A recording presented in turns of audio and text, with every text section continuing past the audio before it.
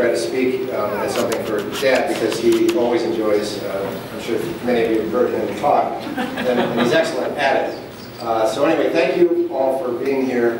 It means a lot to Mom, and I'm sure it means a lot to Dad. It's really special. Celebrating Dad's birthday in our family with the 6 kids was always probably the biggest birthday celebration that we had because it fell on Halloween, and Halloween is every kid's favorite birthday. And so tonight is not Halloween, and I guess when you're 80, you're allowed to have 2 birthday parties in the same year. So I wasn't there last night, it was like a black tie special invitee only. Kathy sent me a text and said, "Oh, you're welcome to come," but sorry.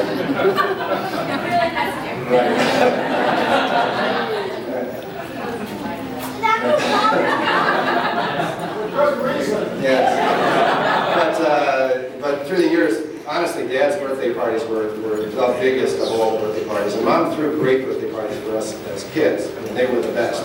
But there was just something special about going trick-or-treating and then coming home, eating your candy, and then having cake and ice cream, and then there'd be some, teenagers who would come to the door in bad costumes, and Mom would lecture them about, that they shouldn't be out. I'm too old to be trick-or-treating. Sorry. So, let's see. I didn't prepare a speech. This is not a speech. These are not notes. They're just numbers. They're just numbers. And what it is it's a computer algorithm, a bunch of things that Jenny, my wife, is a computer engineer, prepared. And so we fed it in. And so I'll just read you some numbers, and then I'll ask Hayden to decipher it. So the first number is 0. The next number is 1,933. The next number is 20. And the next number is 6. So does anybody know what that means? 33. That's fine. I didn't know what it meant. What it meant was, in 1933, when Dad was born, Michigan beat Michigan State 20-6.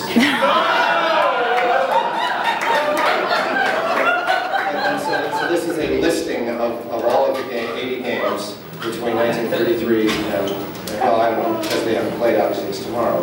So that would be 79 games. Except, it was kind of interesting to print this out, there was no game in 1943 or 44. So either Michigan and Michigan State refused to play each other, or, as I assumed, because I didn't have time to look it up, were there no college football games in 43 or 44? Yes.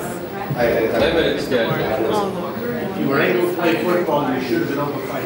Right before, yeah, that's what I assumed. So it kind of it threw the program off because we had put the Don's age column in, and then we put the years of the games. And so for some reason it turned out to be 78 in 2013. Because those 2 years were missing. So then we go back and fill it in. So there is an interesting rhyme or reason to this, and I was warned, don't go on too long. Dad knows how to walk it right up to the edge and not go too long, so I'm going to attempt it. I was born in 63. I don't have my reading glasses on, so Dad was 20. And unfortunately, when I was born, Michigan State won 14-6. What's that? He was 30. I'm looking for 1 year. I was looking at 50. Dad was 30 in 1963. And Michigan tied Michigan State 7-7. There we go. However, and so here's where the magic of fuzzy math comes in. When Elizabeth was born in 1964, the game was in East Lansing, and Michigan won 17-10. So you look at some of the other key years when my siblings were born, it doesn't turn out so great, much like they tied my year. I think they lost Paul's year. But then you got to sort of factor in grandchildren. So Tom had a son this year, 13. Is that correct? Timothy? Timothy didn't make it because he was so excited with his Halloween costume he refused to come from Texas. But what was his Halloween costume? I believe it was a Tiger baseball. A Detroit Tiger? Detroit Tiger baseball. With a tiger tail. With a Tiger tail.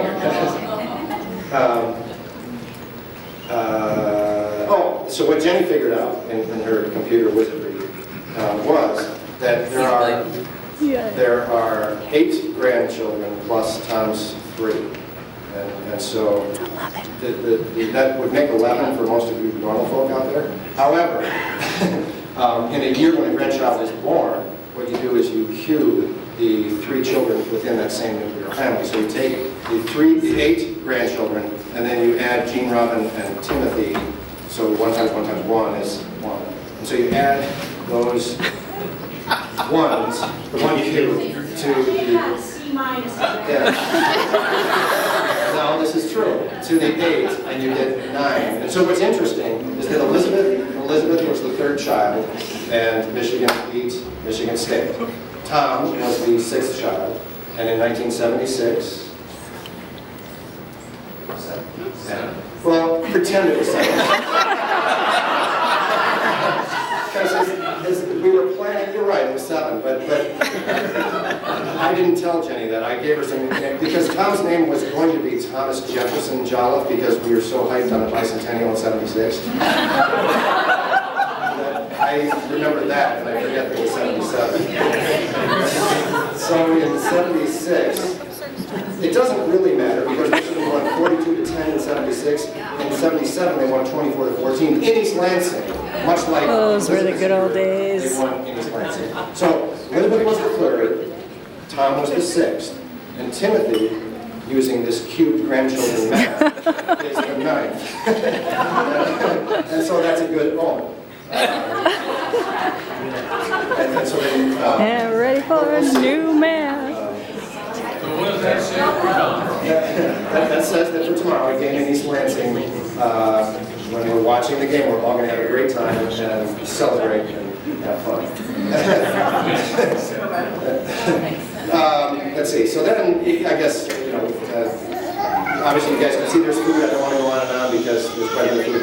The grandchildren will be doing a Shakespearean presentation later on, and we insisted that only a tragedy, because we had like classics. That Hayden and Ben were, I guess it was a knockdown, drag out, whether it was going to be Hamlet or King Lear or The Tempest, which is not a tragedy. So I don't know what it's going to be because I wasn't around last night at the invite black tie and the pre-birthday party. But the grandchildren are going to speak, so they'll go into all the great tales. So let's see. I guess what all I'll say, just a couple of tidbits. For those of you who know my family, for some reason we found ourselves being members of community theater on community theater stages in the last decade. And it was something we never dreamed of. Jenny and I met in the Michigan Marching Band. We thought of ourselves as band people. We thought of ourselves as on-stage people. But anyway, there we were. And so then in looking back, it's like, wait a minute, Dad was doing First Theater Guild theater when Tom was young. And Jenny and I got into it when Megan, our oldest, started doing it, and Claire and Grace followed too. And so when I watch a DVD of myself today, particularly when I played the judge in Harvey last year, and I was wearing Dad's sweater, and he was in Florida, so he didn't know that I had raided the closet for an appropriate wardrobe. And I couldn't find his white shoes, so I had to wear my white shoes. But anyway, I looked just like Dad, and so anyways, I never thought, at the time of watching Dad back when he was doing First Theater Guild, that was something that I would find myself doing. So that's a sort of interesting sort of. When I think back to my youth, there were times when we all played instruments, and Dad was down there in the basement. He got his cornet out, and we were all playing together. Elizabeth on her saxophone, and me on my clarinet, Paul on his trumpet, Dad on the cornet, and I think Kathy had joined in on that, playing the trumpet. She was a little too young. But playing instruments together in the basement, at an adult age. Our youngest, Grace, who's 12, almost 13, is playing my clarinet, and I hate how I sound on my clarinet, so I don't really play with her. I just say, well, here's what you could do, because I can't quite do what Dad could do. And then I think of Dad managing Paul and my baseball teams, and then he went on to great success managing the girls softball teams, where they were champions year after year. So, Dad, happy birthday, happy 80th. I think tonight's going to be a lot of fun. I'm glad so many people have joined us tonight, and something that I'm not sure I said at your anniversary, maybe I said it to both of you, but it's hard for me to do it because we just don't do this. I love it.